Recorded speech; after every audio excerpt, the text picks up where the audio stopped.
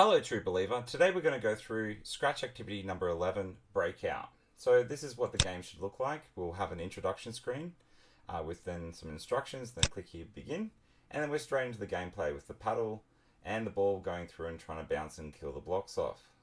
The paddle will basically follow wherever the mouse moves to, like so, and then once you've gotten all the blocks, you'll get a game over screen. So we're going to go from the very start to the end of how to finish this game.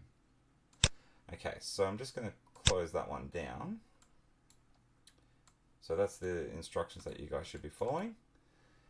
And what we're going to do, I've already filled in a whole heap of stuff in so that we can save a bit of time. So instead of you sitting there watching me making all these different screens, I'm going to leave them in as is.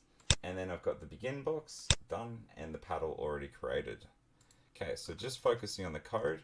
You'll need to construct those yourselves, but here we go. So if we click on the background, so starting from step number 7, and we go to the scripts, we go to the events, click here when green, and we go to looks. We want to switch the backdrop to the welcome screen. We then want to wait 3 seconds. So we're going to wait 3 seconds, and then we're going to switch the backdrop again to the instruction screen. And then we're going to go events, and then we're going to broadcast our new message. So we want to show begin box. Awesome. So now if we go to the begin box, sorry, we'll just get rid of that code because we're not up to there yet. We go to the begin box. When we start, we'll go to, and we'll keep that. So we'll start at that particular position. We'll then go looks, hide. Awesome. So now when the box starts, it will be basically there at the beginning, and then we need to have a bit of code when it starts. So when begin box begins, so show begin box, we want to show the box, then we want to have a loop that goes forever, then has an if statement inside, then and then we want to have touching mouse pointer, and the mouse is down. So we're going to put that in there. We want to then broadcast begin game.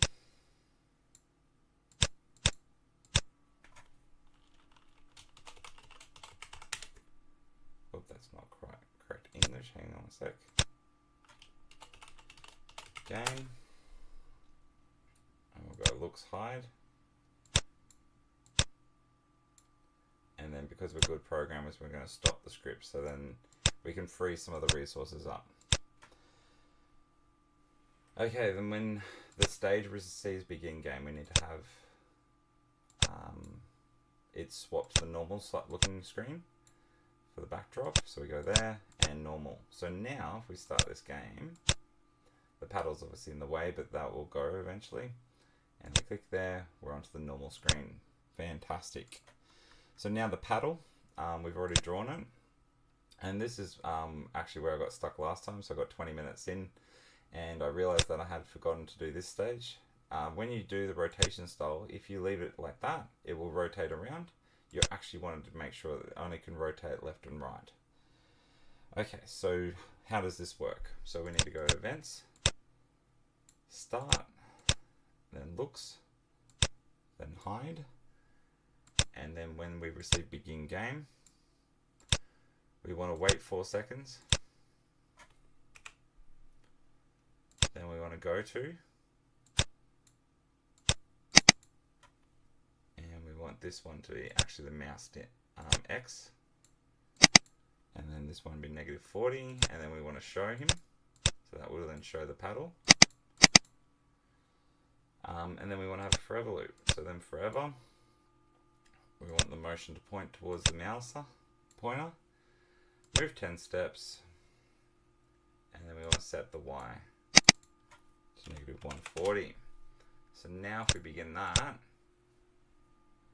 the paddle should come in 4 seconds, And there he is. Awesome. Now just to show you what it looks like if you had it the other way around. That's not going to change on me, but make sure you keep that rotation style on that one. Awesome, so there's the step number 10, the paddle done. Now we've got to get the tennis ball done correctly. So we'll go here. We're going to use the custom list that Scratch provides for us. So if we go down to tennis ball, and we go events, start when click, the looks, we hide it, and we go looks, go to, and we want them to start at 89, -40. This is totally up to where you want to sort of start it. This is just what I chose. And we want to start pointing at 30 degrees. We then want to have, when it begins games, we want it to wait 4 seconds, the same as the paddle, before we show it. And then we go into a loop forever. Move 10 steps. And then if on edge, bounce. Okay, so that should handle all the moving around. Now to the paddle, we need to add in a certain section into the forever loop. So if it touches the paddle, the tennis ball. So if the tennis ball touches the paddle,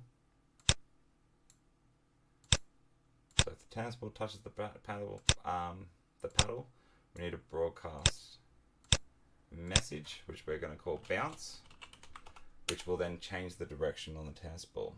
So okay, so now we go back to the tennis ball, and when I receive the message bounce,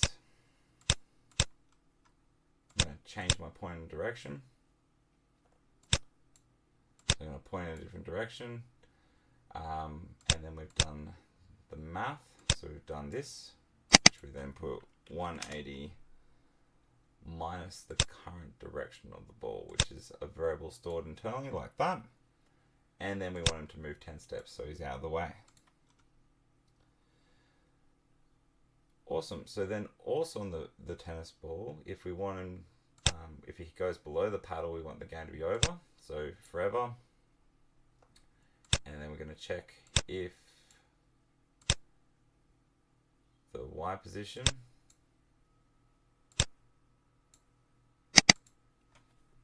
is less than -140.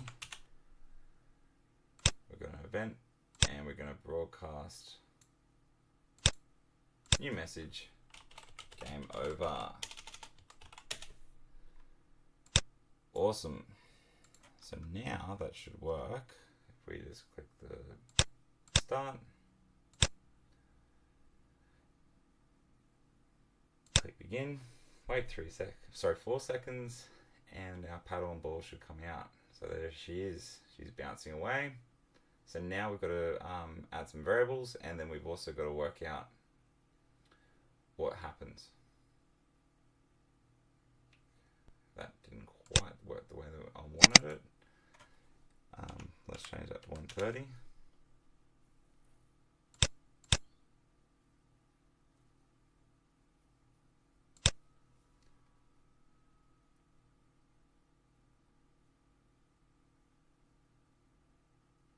I broadcasted, but there's no game over screen. Sorry, that's all good. Okay, so when I receive game over, we want everything to sort of hide. So what we're going to do,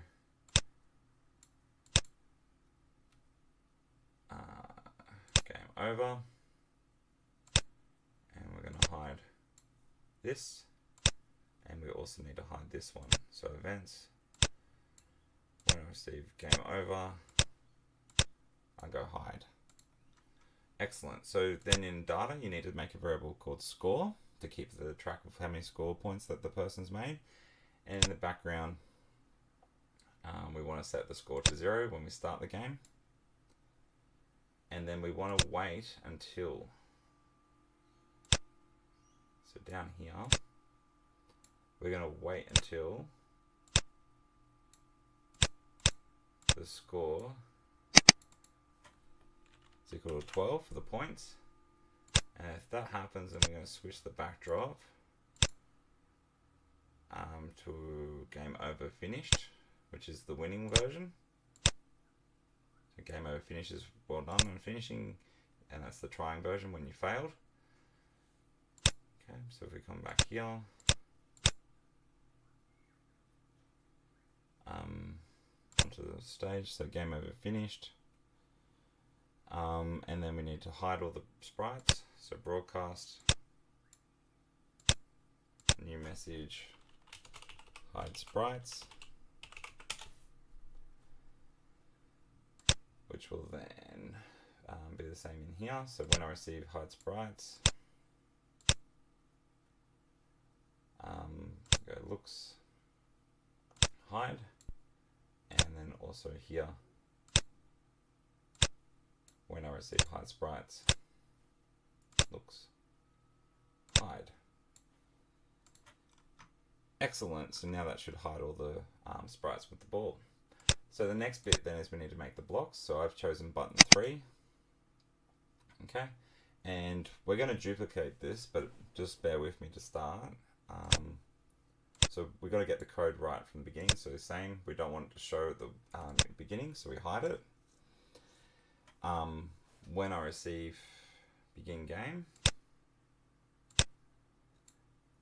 just from the percentage that I tried before, so I'm going to set the size to 70%. You can play around with this, by the way. This is not up to you.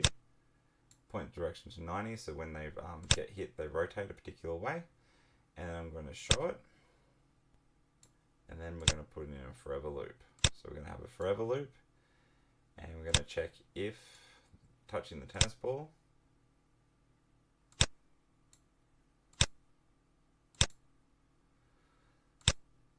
then events, broadcast bounce, and then we're going to repeat that 10 times. And this is where it gets a bit funky, so we're going to change the color effect by 25. We're then also going to change the ghost effect by 4. Then we're going to change the size by -4. Then we're going to turn degree 15 degrees. And then we're going to hide it. And then we're going to change the score by 1. That should work for that ball now. So now we have also then got to duplicate this. And we've also got to make sure that we hide it once it gets to the game over. So under events, when I receive game over, we must hide them. And also under events, when I receive hide sprites, we can hide it. Okay, so the reason why we have 2 different methods for that, by the way, is it might be different. So it might not necessarily be game over, and there might be things that you need to change down the track. So yes, they look exactly the same, but there might be things that you need to add in down the track where you might have negative scores. It's totally dependent on you. So now we're going to just duplicate a couple of these.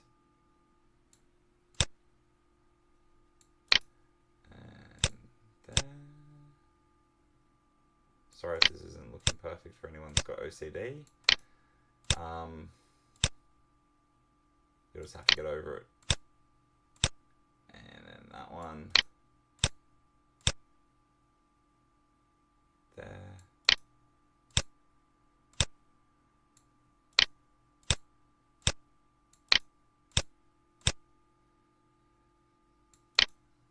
And you can play around with these, by the way, so you don't have to make it a block looking the same as what I've done. You can do different things. Totally up to you. Just one hint, make sure you keep them kind of small so that they don't sort of stuff up. So then we click here to begin. There's our ball. And off we go.